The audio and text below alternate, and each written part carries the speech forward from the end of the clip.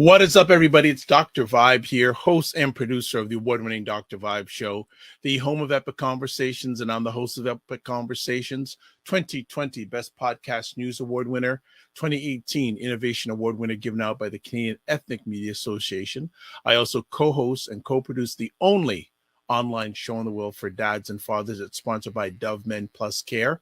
And in 2022 and 2021, our team, in regards to the broadcast, reached out directly and indirectly to over 100,000 fathers around the world, directly and indirectly. So through podcasts, website, webinars, etc. So I always find that very humble to have that privilege and opportunity. And as always, I like to say you're blessed, highly favored, a magnet for miracles, and a solution for someone's problem. And we're broadcasting live on the 29th of January. Yeah, 29th of January. The month is like gone. And as I was telling people the other day, I feel like it's like June until like this week we got snow again. I said snow again, like we hardly get snow these days, but we got some more snow. So I do realize we're still in January. So on Sunday afternoons at 5 p.m. Eastern Time, we do a conversation called Black Canada Talking. It's a live online event that provides Black Canadians the opportunity to give their takes and POVs on stories that are of importance to them. So people who even know me a little bit, I love bringing new friends on Black Canada Talking or anything Dr. Vibe does. And we have two new friends today. And before we went live, I said, I could read their bios, but I said, you know what? Let me bring them and let them talk for themselves, because I have enough challenges talking for myself, and they've done so many wonderful things that I want them to share them with you. So we have Dr. Helen Ofosu, and we have Kafui Sawyer. How are you today? Pretty good, despite all the snow we have in Ottawa. Yeah, well, yeah, the Ottawa thing, yeah, like I shuffled yesterday, then got up this one, had to shovel again, went out this morning, came back, had to shovel again. That's too much. That's enough. Hold it. Stop your noise, enough said. Done deal. So I'd like to say thank you for coming in virtually from Ottawa. I appreciate not taking for granted. And Dr. Ofosu, we've been going back and forth for this conversation for a while, so it's finally here. So I appreciate both of you, and you brought such wonderful company. Ms. Sawyer was asking questions about my background, this and that. I'm going, man, is she a government worker? Someone got all this investigation going on? Like, I know you live in Ottawa, but man, don't make me feel like you live in Ottawa with all this government thing going on. But joking aside, no, very happy to have both of you here today. So what we like to do, especially with first-time friends on the platform, is to share a little bit about yourself. So Dr. Ofosu, if you can share a little bit about your audience, a little about yourself with the audience, we'd love to hear from you. Absolutely. Well, thanks for having me back. I always like to start with my background. I have a Jamaican mother and a father from Ghana, so I feel like I straddle both places.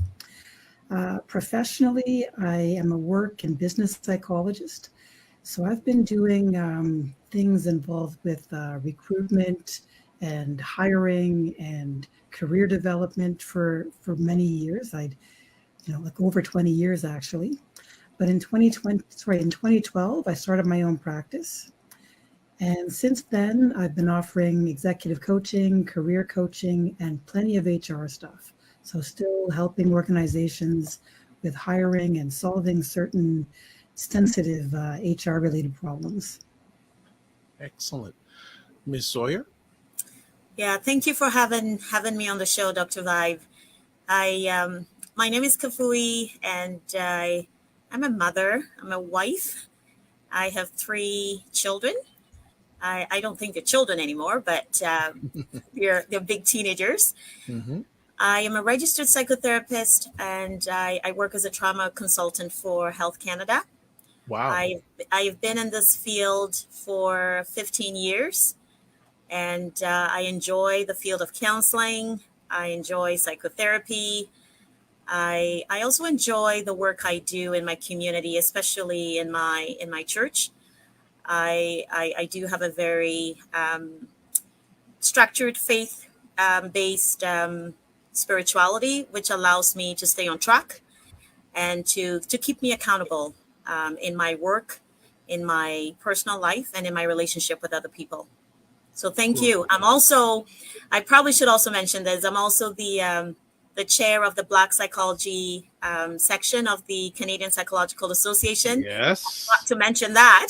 So yes. Yeah. Well, when both of you sent me your bios, the first thing that came up in my mind is, do you sleep? Like, when do each of you sleep? I don't know if you want to go with this, Helen, but yeah, I do sleep. I'm not saying anything. I do sleep, and sometimes, my sleep is sometimes restless, depending on where I am in my life. But most of the time, I would say 90% of the time, sleep is very important to me. Sleep is recovery, and so if I don't sleep, I'm not recovered. Okay. One other question or conversation piece I'd like to ask you or have you respond to before we get into our main conversation topics is, why did you get into the field that you're in, and how have you been able to stay in it so long? Because it's not easy stuff.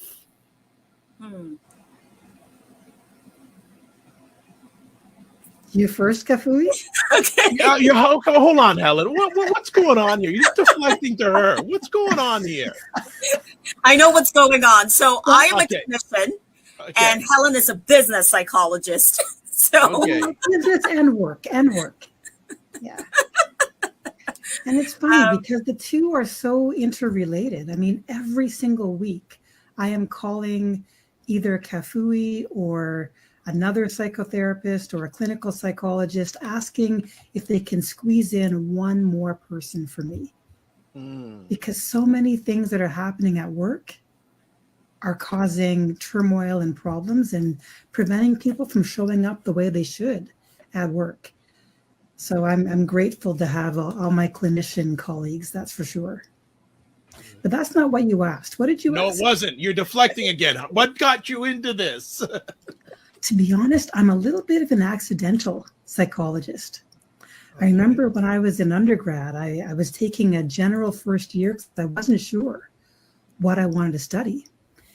And I was looking for an elective, and one of my childhood friends, somebody who I had been at summer camp with and we worked together as counselors, said to him, Tom, what's a good elective? And he said, you should take psychology. It'll open doors for you. And I did, and I loved it. So I ended up having a BSc in psychology because I didn't want to waste a year's worth of science courses. So it was easier to take psychology using science as my base. So that's how it started. Is that colleague still alive today, and do you keep in touch with them? Oh yeah, I'm still in touch with him, and he's still shocked that incidental conversation we had on the quad at McMaster led to all of this, because it did. Yeah. Wow. Fantastic. Kafui, how did you enter the journey? Yeah, so I entered the journey, I would say, through my own personal experience. I wanted to be a pharmacist growing up. And so when I started taking some science courses at the University of Ottawa, I ended up getting quite sick. I became quite ill. I had some health issues, and so that impacted my performance in science. I ended up going to see a career psychologist. It was the best psychologist I ever saw in my life at that time. And that psychologist redirected my life. And I became cognizant of the fact that I didn't want to be behind the counter. I didn't want to produce drugs or, make them up or deal with drugs or medications. I think I just wanted to talk with people and get to help them and engage with them. And so I think that process of connecting with a career psychologist at the University of Ottawa was a turning point for me. I saw the kind of work he did, and I'm like, wow, if you can get me in the right profession and make sure that I'm taking the correct courses or the right courses for my own professional development, this is amazing. And I can only imagine what I can do in the life of other people as well, or especially, young teenagers who have just started school and feeling lost in whatever they are called to do in university, and going here, going there. But I just landed in psychology as a way of redirecting me from science. It's so interesting, Kafui, how you've turned your lived experience into your journey. That's true. That's fantastic. Well, time will go by fast, so let's get into our conversation topics today. And the first topic that both of you wanted to chat about, and we could spend the next 3 Sundays going at this one. So let's just start the conversation in regards to workplace challenges and Black mental health. Where do you want to start the conversation? I could start it, but it's you're driving the ship today. I'm steering it. Where do you want to start the conversation on this wonderful and interesting subject? Well, I'll start this one. And I mean, I know for myself, work has always been a complicated thing. I mean, of course, it's where you make your living and all the rest of it. But it seems that as time has passed, the workplace has become more and more complicated and really hard, even for successful people. Because when I started out, and certainly when I was growing up, people who had a degree, especially a degree in a kind of a lucrative area or a popular area, they were pretty much guaranteed success. But now there are a lot of people who have good foundations. They may have advanced degrees, they may have good work experience, and it's still not a smooth ride. And I also appreciate how hectic life can get. So it's sometimes, that extra layer of challenge to figure out how to solve certain problems that you're facing at work without a whole lot of time. And often when things are not going well, you just don't have the energy that you would normally have to attack certain problems. And honestly, that's a big part of what led me to write my book. And in fact, kind of tying into what Kafui said about, this whole career psychologist and how things like that can make a big difference in our lives. I mean, I'm just glad that both of us are here to talk about the issues. I mean, there's so much to unpack, Yeah. And just to add to what Helen just mentioned, I think we spend so much time in a workplace. And I think most people would say they spend about at least 7 hours at at their workplaces. And I don't think we even spend 7 hours with our family members every day, as much as we do at work. So we grow, we develop, we learn in our workplaces. And so the workplace is a defining factor as to who you become really in life. Your mind, your soul, your spirit is embedded in the workplace. And I think it's a critical element of who you become, because if you're spending 7 hours, 5 days a week in a workplace, then that should do something to you. That impacts your life. It impacts who you become, who you talk to, your relationships. It's huge. So great foundational start for the conversation. Now I'm going to add a little pepper sauce onto it. Now let's talk about what you just said from a melanated lens. Well, let's face it. There are certain problems that are universal, right? There are a lot of challenges that anyone can face at work. But then if we are melanated, we can add that extra layer of anti-Black racism. And it makes things really complicated, really hard. And I think one thing that often gets lost is that when you're having work-related problems, those problems are also linked to your livelihood. In other domains, if we don't like something, we can just leave without having financial consequences. But depending on what's happening, it may be hard to leave. And quite often we don't want to leave until we have the next thing lined up, because not everyone has months and months of income or savings to tide them over, not knowing how long it'll take to get from where you are to your next position. So, even when things are going poorly, it's not always easy to just say, I'm out. Sometimes it takes a lot more effort. Kafui? I also think that, being Black in a workplace is, in our culture or in our Western culture, I can speak to Canadian culture. I think for Black people, they usually find themselves as visible minorities in the workplace. And so you become quite sensitive to the environment in which you work in, because you're more noticeable. You know, you're not working with a lot of people who look like you, right? And so it can be, you become quite sensitive in your dealings with people. I think that's the feedback I hear from my colleagues who work in workplaces that are highly dominated by white people. And so I think, whether you like it or not, color is important, and we do see color.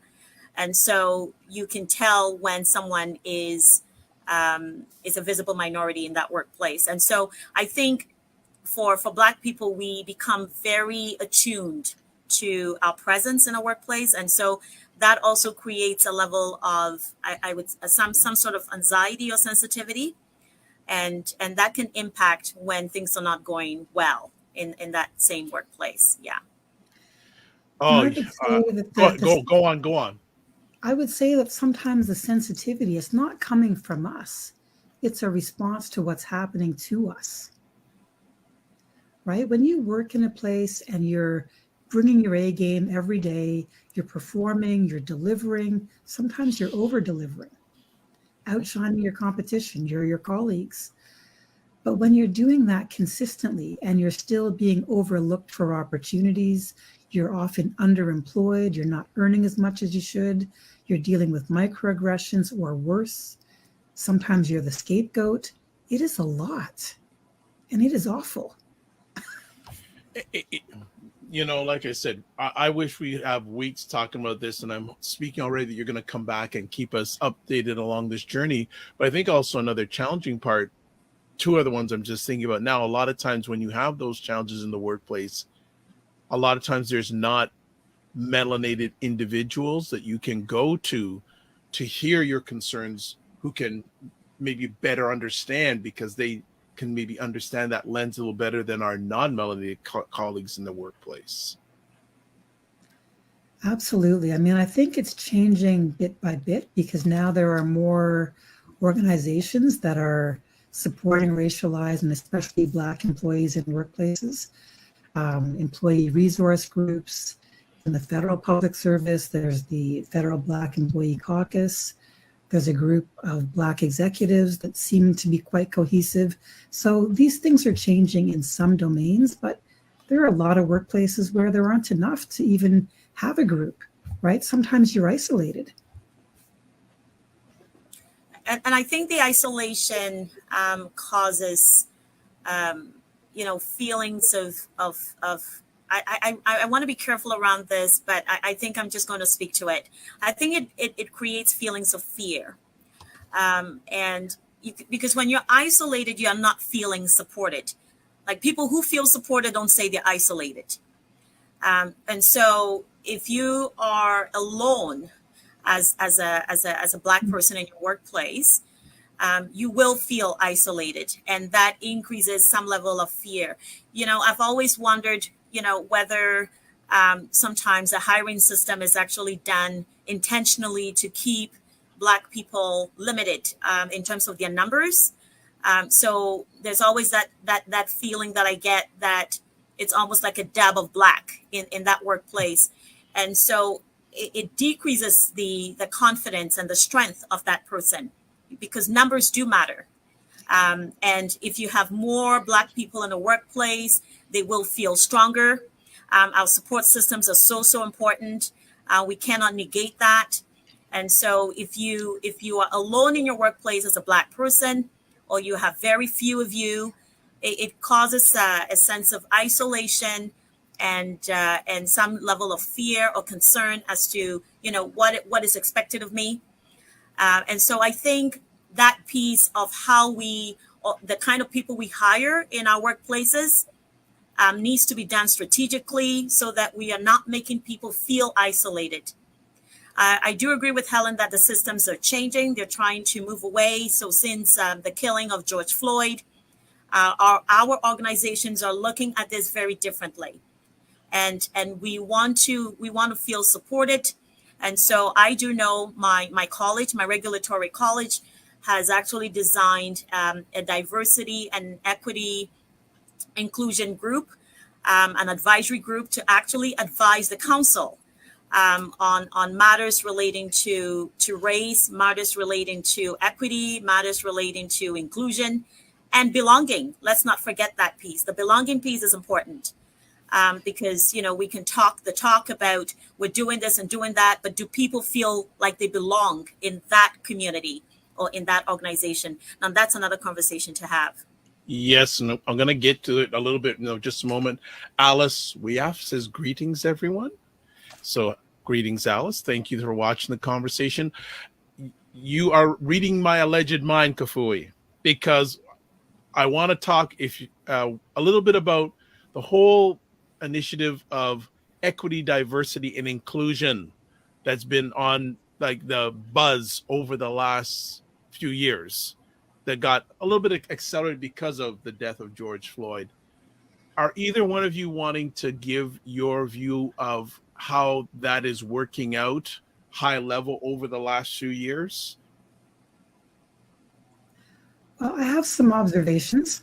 Sure. I think they've made some progress. I think a lot of these initiatives have made some progress. I think a lot of organizations have, their cultures have improved a little bit in terms of some more inclusion, some more belonging, particularly for Black employees. But we have a long way to go. And one observation that I've had is that so many of the people who are doing this work, I'm not talking about the white ones who do this work, because for them, it's a very different reality.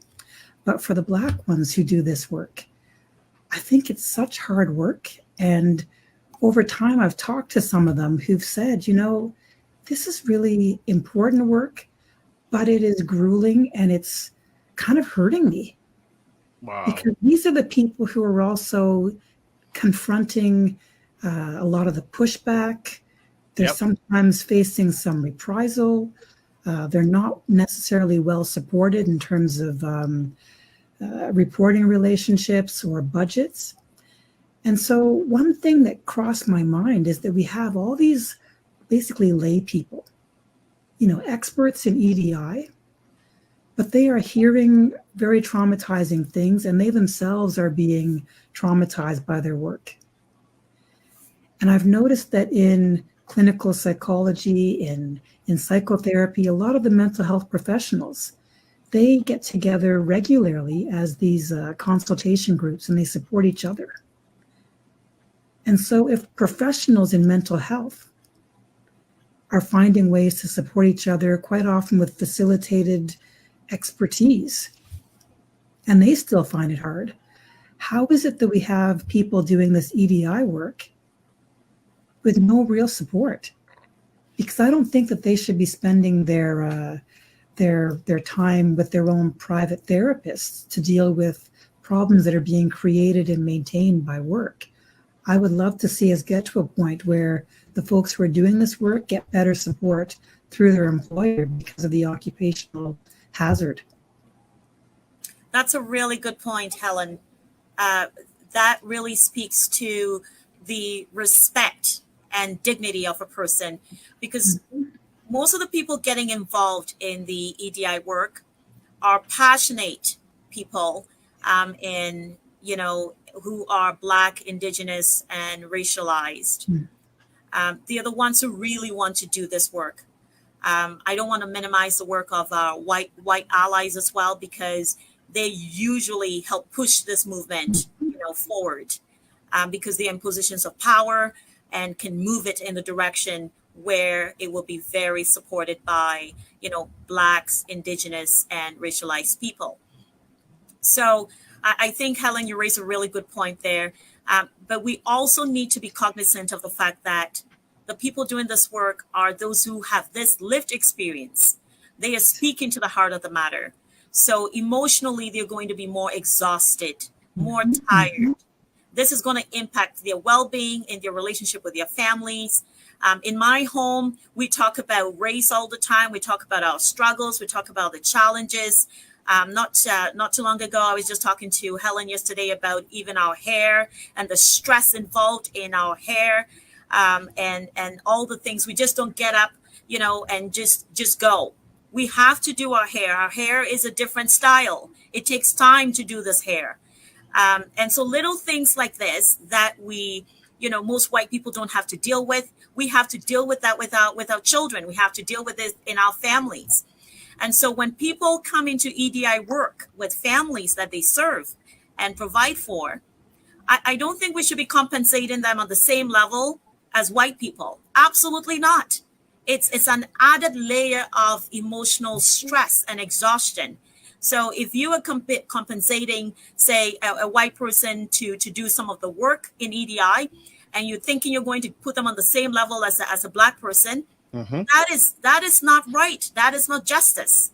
That is actually not right at all. We shouldn't be compensated on the same level. Our struggles are not the same.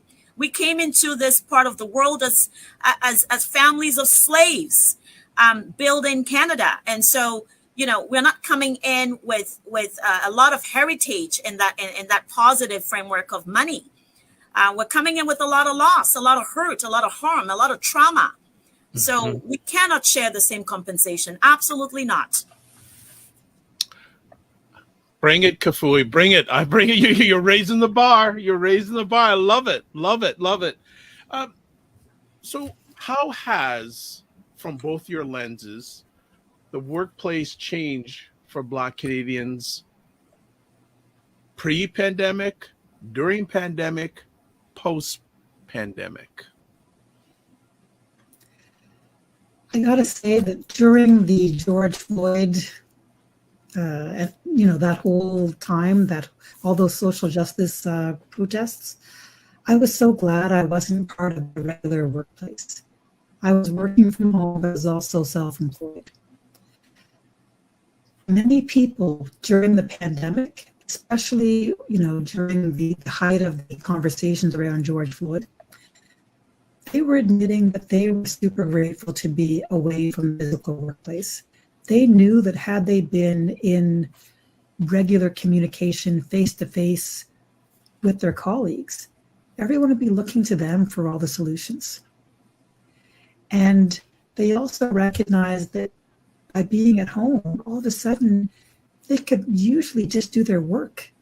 They didn't have to worry about the same level of vigilance and self-protection that they had to deal with when they were in the physical workplace. And I didn't notice it at first, but I think one of the reasons I've been so happy as a self-employed person is that as a rule, the people I interact with, they kind of like me and they respect me. So I'm treated okay. And that changes a lot. So yes, there have been improvements post George Floyd. In fact, I'd say pretty radical improvements in terms of what the workplace was like when I left it 10 years ago. But we still have a long way to go. There's still a lot of harm being created, and there's still a lot of inequity in terms of opportunity and income. I think the workplace has also created, since George Floyd's killing, I think most people, I want to believe most people have become sensitive to, the struggles of Blacks, Indigenous, and racialized people. And so people who used to say they never saw color now see color.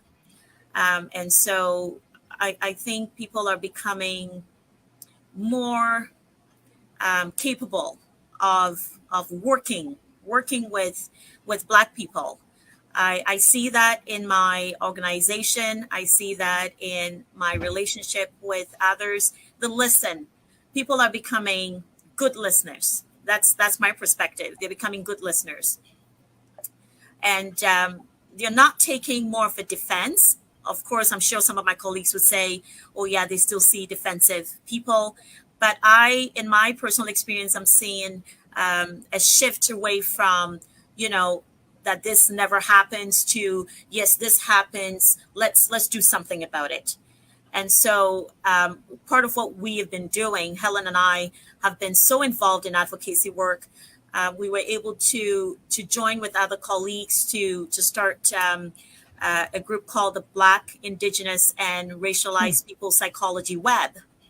Nice. And we have about 83 members in this I should say, group organization. It's wonderful, and to see the allyship from our white colleagues as well. It's just amazing to see that we are actually addressing and talking about the problems that have always been there, but it looks like George Floyd's killing brought this up to the surface and allowed us to have some meaningful conversations. In light of that, I also want to attest to the fact that we ended up launching our Black Psychology section of the Canadian Psychological Association, and it was a step in the right direction. And I think prior to that, those of us who have been members of this organization, the CPA, for a very long time, we didn't know where we sat or where we fit in the organization. And since the Black Psychology section, I think we have become more open to understanding that, you know what, we can do some good work together. We can help people. We can change the direction of the ways we've been dealing with things and get people to come together to work on serious problems, important problems in the community. And so I think I'm seeing a shift in the movement. We have other sections that are doing great work. Counseling psychology has always been a social justice, I would say, section of our organization. Community psychology, the section of women and psychology. Mm-hmm. We have a traumatic stress section. Like, people are coming together. Educational psychology. We're becoming more collaborative in our dealings and not ignoring the issues that are very important to all Canadians. Nice. Anything you'd like to add, Helen, at all? No, I agree. Both of these groups have been tremendous. And in addition to the advocacy work, because both groups are national, it's creating a community for people who were otherwise somewhat isolated. Because there aren't a lot of psychologists who are Black or racialized across the country. So usually there may be one or two in every organization. So having these two organizations, it's basically creating community, and it's creating some social support and professional support and networking. That's a huge win. Yeah. That is a huge win. I'm really happy to hear about that. And actually, can you talk, either one of you, how the Black Psychology section of the Canadian Psychological Association got started? How did it come into being? Started with this woman right here. And she's got a lot of secret sauce going on, family. When it came on, she's so quiet, and I go, "What? You're good fire." I've always been on fire. Share the story, because before we came on live, she asked, "How did you get the name Dr. Vibe?" No. So now we want to hear how this came about. Oh, that's a really, really good question. So I have known Helen for over 24 years, I think, at this point in my life. And wonderful people I came across in terms of, trying to get this movement going. I think part of my drive was I was getting bored in the association that I belonged to, and I was trying to figure out what was going on here. And I was seeing the same thing over and over again. I know my association was trying to move in a positive direction. But you see, you can't move in a positive direction when you don't have the lived, experienced people in the committees and the groups. You need to hear the voices of the people you're trying to support and to impact. And so I think, I thought for myself it was about time to get something going in a way that was going to serve most Black people in the psychology profession, in the psychotherapy profession, and to help us moving forward in a way that's going to serve, our people. And so, to be honest, I got in touch with wonderful people like Dr. Anita Shaw, who is actually a white person. She's a white woman who is also, committed to this social advocacy work, in getting all voices at the table. Got in touch with Helen, my friend. Got in touch with Dr. Monica Williams. Got in touch with Dr. Erin Beadham from Montreal. Like, we're all over the place in terms of who we are as people. And got in touch with some of my past professors who mentored me. And Dr. Vibe, to be honest with you, the people who mentored me are white people. And they're white, strong people involved in advocacy work. So as I sit here today, I mentioned these names. I have a lot of respect for Dr. Marvin McDonald from Trinity Western University, who actually instilled in me the passion to get this going, as well as Dr. Rob Lees. These are wonderful people who are white, Dr. Vibe. And we're also talking about Dr. Manuel Rima. I remember calling Dr. Rima from Wilfrid Laurier and saying, you know what, Manuel? You do community work. I need you to help us move this in the right direction. And he just said, count me in. Count me in, Dr. Vibe. So you can tell that the heart has always been there. People have always wanted to see something positive move in this direction. But I think, for it to move in that direction, we had to stand up. The Black people had to stand up. Yeah. We can't ask white people to do our work for us. We had to stand up, because it was meaningful to us. And so we also needed the support of these white allies who actually are in power and can help us move in that direction. And so I think it was the joy of bringing everybody together and getting people to say, yes, I want to do this work. Helen, anything you want to add? No, that's a very good characterization. I mean, it was literally 3 Black psychologists and 2 allies who got this section launched. And, we've been lucky. I mean, I'm sure both of us over our careers, we've had allies who've been supportive, because there aren't that many Black or racialized people in either one of our fields. Okay.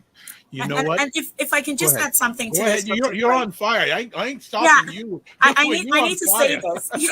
I need to say this, Dr. Vibe, because if I could add something to this, I think one of the major impact for me in moving this forward too was looking at other professors like Dr. Jude Sanat-Marie from the University of Ottawa, and his passion for Black people in terms of mental health and wanting to change the direction.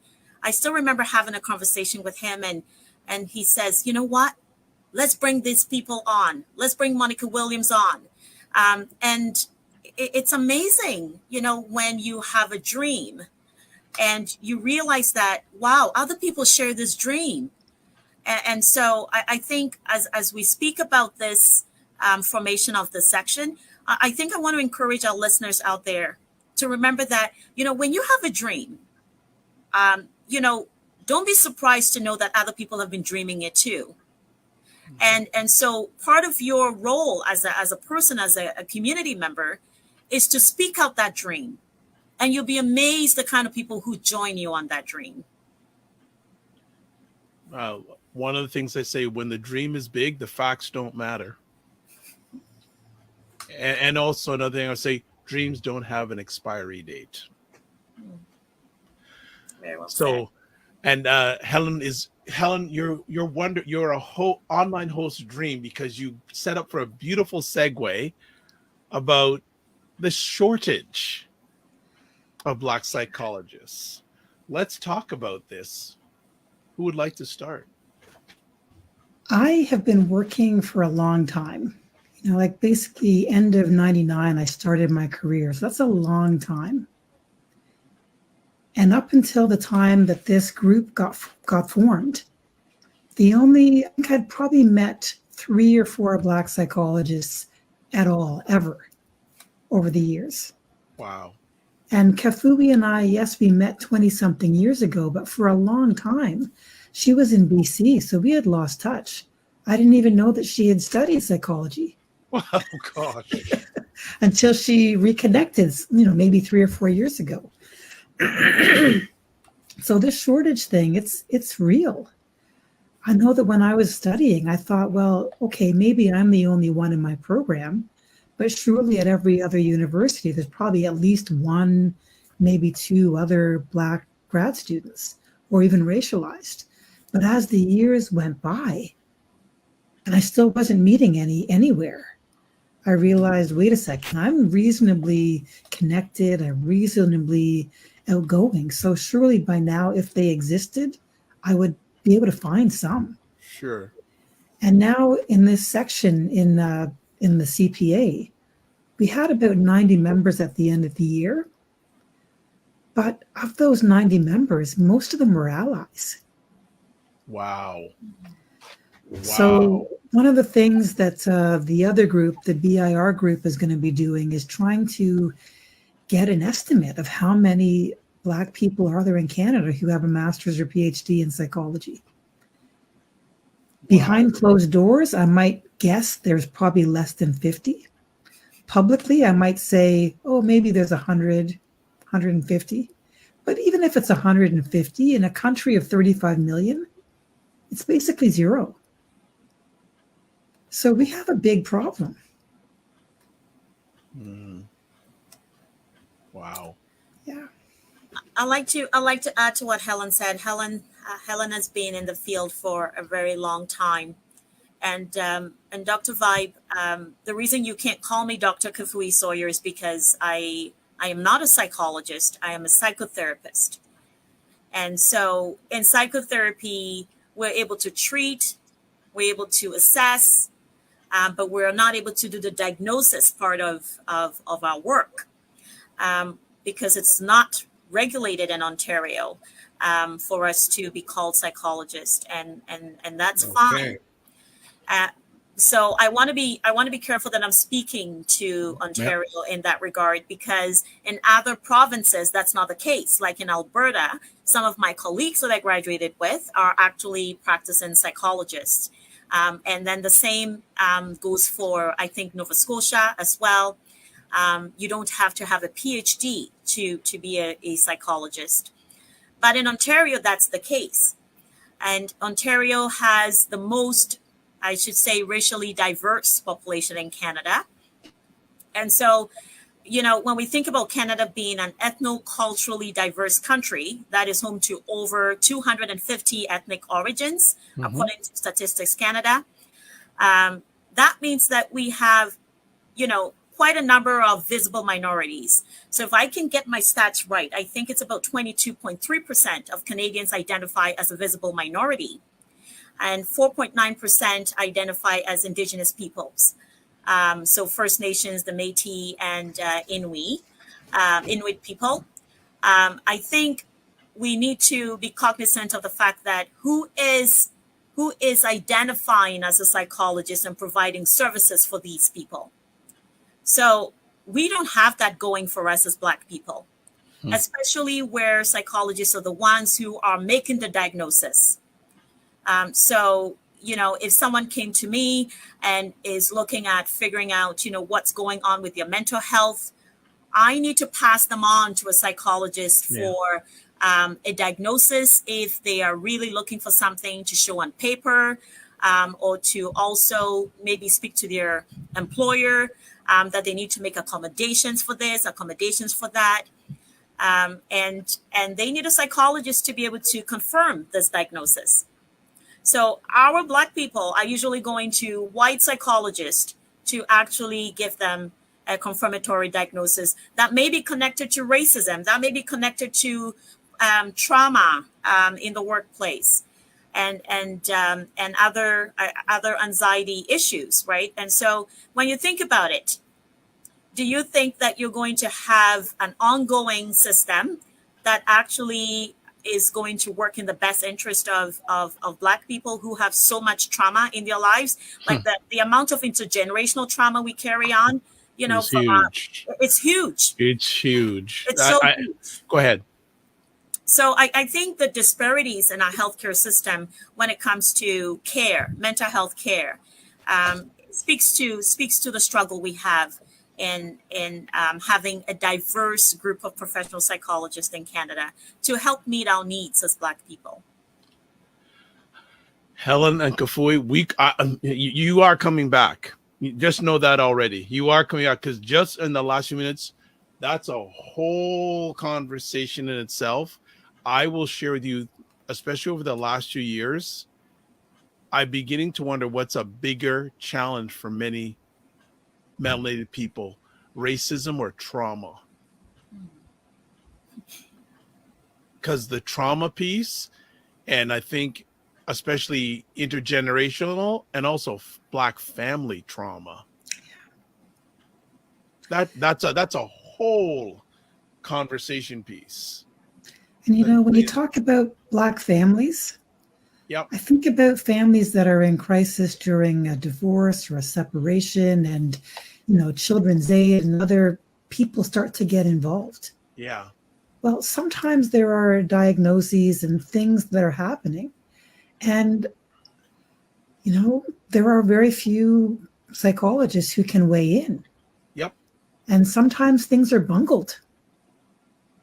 Yep. And you can't do a do-over for a child's childhood when things happen and whoever is involved don't know what they're getting into.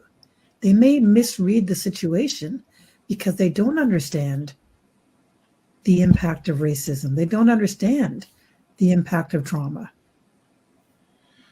Racial trauma.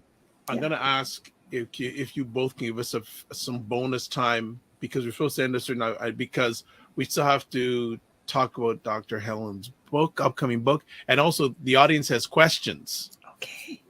So I'll let you ladies decide. Do we want to talk about your book and then we get to the questions, Helen, or how do you want to? I can talk a little bit about my book, and if you can share a link to the trailer, that would be great. Okay, I will actually do that, and also I'm going to go one better. I'm actually going to show the site, so people have a visible look. Catch off guard on, yes, we're going to show some of it. Okay. There we go. So we're going to bring that up in just a second here. And let me just, so tell us about this wonderful book. Well, the gist of it is that some years ago, when I was feeling restless and feeling like I could do more work-wise, I was looking for an executive coach. I was looking for some support to figure out what to do next. And I found somebody who was pretty good, but he was a white dude. So yes, he understood certain parts of my life, but not everything. So basically this book kind of consolidates a lot of information that I've come to know, that I've studied, that I've lived, either personally or through the experiences of my clients. And I talk about the 10 biggest setbacks or obstacles or barriers that a lot of people face in their careers. And most of these are universal, but some of them hit harder for racialized people. So underemployment is definitely something that's harder for racialized people. Anyone can deal with the imposter syndrome, feeling like despite the fact that you're accomplished and you're successful, that maybe you don't quite belong or that things are going to fall apart. I wouldn't say that bullying or harassment are only Black people problems, but certainly if you add discrimination, then that's more complicated for us. So there's basically 10 chapters that cover 10 big barriers that people are dealing with. And they're the kinds of things that don't really lend themselves to just doing a quick online search. They're the kinds of things that need a bit more depth, a bit more nuance. And for folks who don't want to or can't find their own private coach, this is a good first step. So thanks for sharing the link, and maybe we can go to some of the questions. I will do that. I'm also just, let me just go to the right link for the book. Here we are. Okay, just keep everybody, here is the correct link for the book. You can pre-order, by the way. Yes. So definitely, this is a link for this upcoming. Maybe if Helen has some time, she can come on. We can go into a deeper dive about the book in and around when it comes. Oh, see, got the thumbs up. Don't worry, I'm not leaving you out either. Miss Okay. Black X, because you're not getting away. You're gonna be back too. You got fire going on. I love it. I love it. So we're gonna do that. So we got some questions from the family. So let's start taking a look at first question here, and I think we've maybe already talked about, but Fane says, hello, everyone. Thank you for addressing that sensitive topic. How can we address the lack of representation and lack of culturally competent professionals in psychology fields that might make it difficult for some Black people to seek help? I think you may have touched on that, but if you want, you can go a little bit deeper. Well, certainly one of the things we're trying to do with the Black psychology section is take a closer look at things like accreditation, and taking a closer look at the composition of professors who are teaching psychology. Because if we don't have diversity among professors, it's going to be a very limited perspective that students are getting, which makes it hard for them to become culturally competent professionals. So we have a long list of things we're trying to accomplish, but we got to start somewhere. Yeah, just start. Start. Kevin has this question here. How does Canada compare to American initiatives for racially diversity in the workplace? I think we're much further behind than in the United States. And what's terrific is that next month, Kafui, is it the 27th of February? Yes, the 27th of February. We're having the CEO of the American Psychological Association, who's a Black man. He's coming to be our guest for 2 hours to share some lessons and share some insights and some tactics to help us, understand what they've already gone through and how they've accomplished it. Because certainly they have better representation.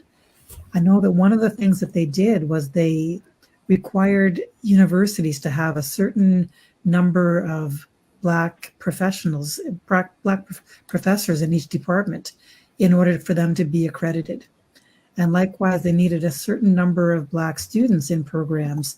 Otherwise, they didn't get to hold on to their accreditation.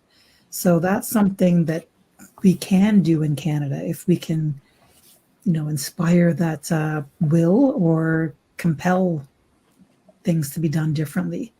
Kafui, I'm sure you have some extra things to add to that piece. Yeah, I think to add to that, I think the Americans have been ahead of the game because they also collect race-based data. And so collecting race-based data strengthens your credibility to address the issues, and also provides opportunities for grants to do more accountability research on the problems that I should say most Black people, Indigenous people, and racialized people are facing in psychology. And that's a problem here in Canada, that we've not collected race-based data on how many psychologists we have. And so if you don't have a data, it's very hard to prove anything is scientific. So I think the Americans have been ahead of the game because they have been quite upfront about knowing who is in the profession. Yeah. Numbers don't lie. No. Numbers don't lie. So both of the ladies here mentioned this event that's coming up. This is on the website, and the gentleman they were speaking about is Dr. Arthur C. Evans, CEO of the American Psychological Association. So if you go to the website, and what I will do is give you the website address again, you can join them virtually on February 27th. So if you go to this website here, you'll get all that information that they just shared about the event they're having. And even if you're not into psychology, go, because it impacts each one of us every day. One of my associates a long time ago, she said, Dr. Vibe, she said, every Black person needs a psychologist. And the more I journey, the more I agree with that. Dr. Vibe, there's this postcard that I sometimes reflect on and share during certain workshops that I'm giving. And it's a picture of a boat on a beautiful body of water, calm water, beautiful photograph. And the caption says, boats don't sink because of the water around them. They sink because of the water that gets in them. Yes. And that's what's happening to us. I mean, we're all living and marinating in racism. Mm. But it's what hurts us and gets into us that is, it's tearing us up. What gets in the boat? What is What in gets in your the boat? boat? What What gets is the in boat? your boat? Absolutely. Absolutely. So Kafui has also become fashion statement because Sir Adam has asked, I love the t-shirt. Where'd you get it from? You know what? We have a friend. Her company is called SDH Toronto. Dr. Vibe, you know of her as well, Sandra. Yes. She makes clothing that lets us live our values. There's Black excellence, there's Black intelligence. This one says Black psychology. And she made these hoodies for our section. Nice. So if you can share her link in the chat, there's all kinds of clothing. I'll see if I can find. I'm multi-purposing here. I'm hosting, producing, doing all this stuff. So do the best I can with what I got. Sarah Youngo, who's back on a bi-weekly basis on Black Canada Talking, saying, how do initiatives like the Black Federal Public Servants Class Action Suit affect DEI work? And she's saying, awesome discussion. So proud of our Dr. Helen. Thank you. Well, I find that, I'm not part of the public service, but I certainly work with some public servants. And, we've had the threat of this class action lawsuit going for what seems like years, easily 2 or 3 years. And so I think that that's applying a little bit of pressure to maybe encourage certain organizations to figure out, well, what can we do to address some of the issues that are in the class action lawsuit? Because one of the big pieces is the Black mental health. Mm-hmm. And the other big piece is career progression. I can't say that I know very much about what's happening in terms of Black mental health, that file in the public service, if there even is a file, but certainly I've seen more evidence of organizations, departments creating initiatives that help Black public servants get ahead more readily. So certainly there was a call to action from the clerk a couple of years ago, encouraging more sponsorship, encouraging more appointments. So, there's been some mixed results, but at least it's creating some pressure. What do you think? I'm sure you have a different perspective. You hear different things than I hear. So part of my work is working with the government's EAP program, as well as the issues surrounding their workplace concerns. And so I think, people are actually speaking up and voicing their concerns around, what's not going well for them as Black people in the organization. And they're stepping up and speaking up and connecting, they're calling their EAP service providers and asking to see a Black therapist, and they're advocating for themselves in the sense that, if this is happening in the background within the federal government of Canada, they want to speak to people who understand what they're experiencing. So I get to see the advocacy and reaching out for mental health care within service providers who look like them. Nice. And I have seen certain lists of Black and racialized mental health providers circulating in the public service, so that even if people reach out to the EAP and they can't find somebody, odds are they can find somebody else or find a directory where it makes it easier to find people. I know that one of the people who kind of said hello in the chat, Alice, she's a founder of a nonprofit that provides that kind of access. They have a directory, Black Mental Health Canada. Yes. So Alice, I'd love to get a member from your organization. I've been asking periodically 1 or 2 people, haven't heard back from them. So I'm call to action, Alice, get in touch with Dr. Vibe. I'll send her an email with your please details. Please do. And you talked about EAP. It's part 1. Come the other part after. But just to encourage people, if they have access to these services as part of their EAP, please take advantage of them. That's right. Please. Well, that's the thing. I mean, I think about how lovely it is when you can go for a massage, you can go for physio if something's hurting you. So why don't we get the nice things, right? I mean, it's not just white folks who should be benefiting from nice things and nice services.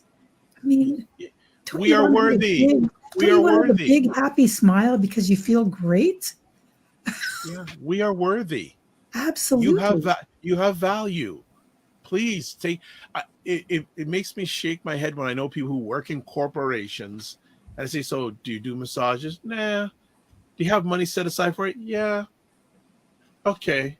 You're not taking advantage of it. That's wellness. You know, can you go to see a therapist? Yeah. Well, I don't know. Just going, wow. Yeah, And I think Dr. Vibe, one of the things, and as well as Helen, I think one of the things is, you know, as racialized people, we've not been taught to rest, right? We don't have that philosophy about resting. There's that philosophy about fighting and proving yourself and going here and, you know, and not learning to stop. And so, you know, some people like me who look like me don't think about EAP as a self-care. They don't think about going for that massage as a self-care. But these are things that actually are so important for you to function well in society. You have to take care of the body. You have to take care of the mind. If the body is not rested, the mind will not rest. You know what? Taking a break is part of the journey. And I always like to use this analogy that there's like you have race car races, like the Indianapolis 500. Great example. It's the most famous race in the world, car race. I always like to say to people, how many drivers finish on one tank of gas? They have to go in periodically and get a pit stop, refuel, change their tires, make sure they check. And it isn't the driver that does all of that. There's a group of people that make sure that the driver's okay. I love that analogy. That is beautiful. You know, and another interesting, there's an associate of mine in California. He has a group of guys that he calls his board of directors. So every 2 months, and I'm on it, every 2 months, he'll set aside an hour meeting and just share with us what's going on with him personally and professionally and asking our feedback. And the truth is that successful people, that's what they do. Yeah. Right? Most people who have survived the pandemic, more or less intact, they probably have their board of directors. And it probably includes, if they're religious, it includes a faith healer of some sort. It probably includes a therapist. It probably includes a mentor or a coach, plus some family and friends. It's interesting. I was with one of my long-term mentors this morning, and he has, for the last 30 years, once a month, he has a get-together with his closest associate, and they call it vault conversations. Okay. Because what's said there stays in the vault. No one else. I loved that analogy, vault conversations. I thought that was fantastic. So, Helen, you've got pushed because you see what Alice said? I'll be in touch. All right. So as we start winding the conversation down, there is a last conversation piece here. Jennifer's saying, what's an action item that we can leave with today to implement in our workplaces, daily lives, to better the lives of Black and other racialized people? Wow. What a non-loaded question. Helen, you want to go for that? Well, I think one thing that keeps coming up every time there's an incident that's dramatic and actually traumatic is to not expect Black people to be the ones who educate everybody on why the thing is problematic. And of course, on Friday night, another video is released. I have not watched I didn't watch it. I've watched videos of that young man skateboarding, but I won't watch the other videos. No.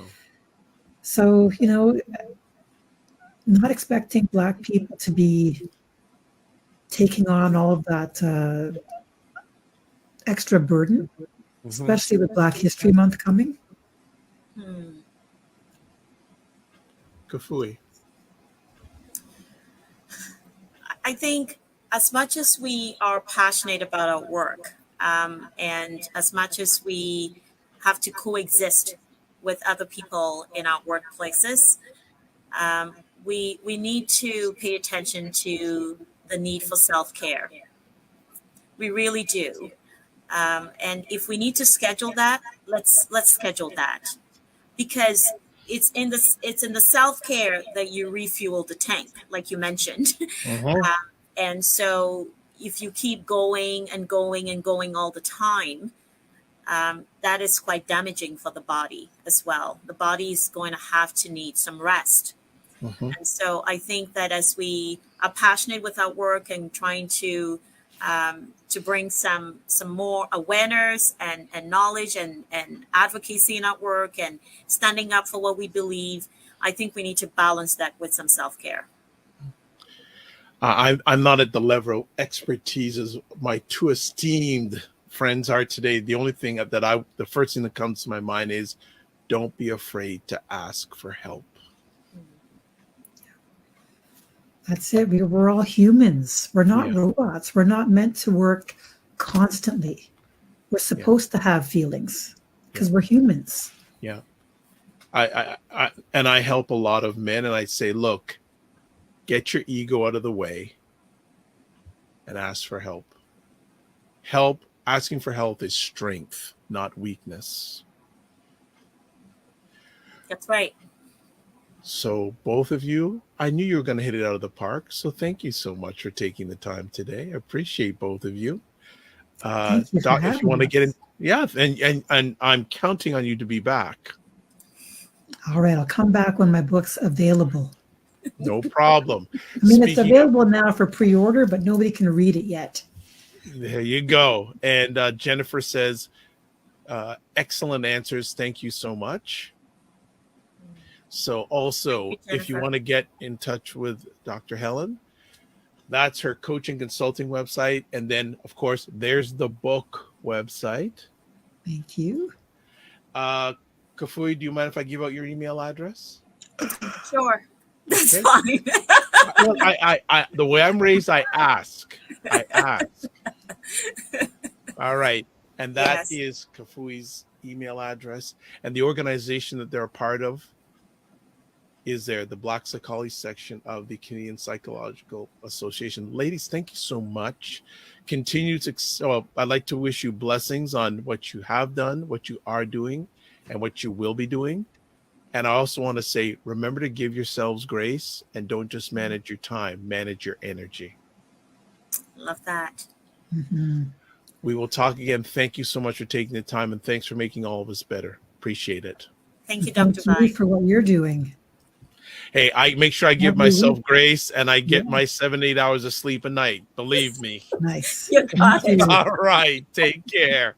Thank you. You're very welcome. All right, family. Thank you so much. Great conversation today. Both of them doing fantastic stuff. So appreciate it. Fantastic. So a few things before we shut it down for this conversation today. Let's go with this. If you want to learn about how to launch a podcast, I am working with an organization called Innovation Guelph. It's a collaboration, and it's a 3-part series webinar. The first part is already done, but if you're watching this before February 16th, you can get to the next two. Next one's on February 2nd, and then next one's on February 16th. It's a 3-part series on how to launch a podcast, highly interactive, and enjoy. If you want to do it, be great. A number of people from the Dr. Vibe family have come and give us support and ask questions. And Innovation Guelph has said it's been one of the most enjoyable and interactive series they've ever collaborated with someone with. So Good stuff. Also, there are some new people here. If you're comfortable, subscribe to the Dr. Vibe Show, especially on YouTube. If you subscribe on YouTube, not only subscribe, but hit the notification button and you'll get notified of upcoming conversations. And you also like the Dr. Vibe Show on Facebook, but wherever you're watching it, subscribe. So that is it for today. One other thing I just want to pull up. Yes, if you want to get in touch with me, there's my website address, the drvibeshow.com. Email address, dr.vibe at the drvibeshow.com. YouTube, Facebook, and LinkedIn, The Dr. Vibe Show. Twitter, at drvibeshow. And then Instagram, at the drvibeshow. Also, too, if you'd like to promote your business or service on the show, contact me at my email address, dr.vibe at the drvibeshow.com. And if you're watching this live or watching the replay, you can watch replays of of any of my shows, but Black Canada Talking too, on the Dr. Vibe Show on YouTube, Facebook, and LinkedIn, and my website, the drvibeshow.com.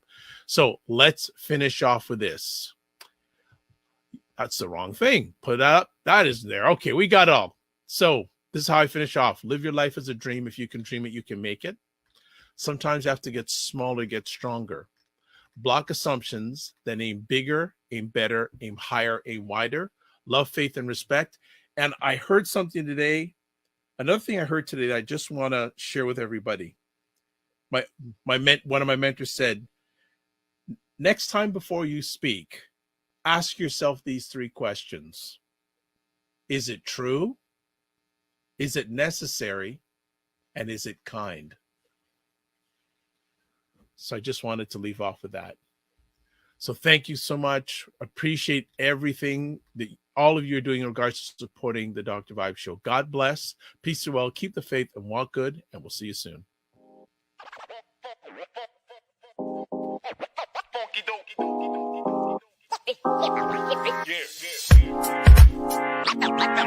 Yeah.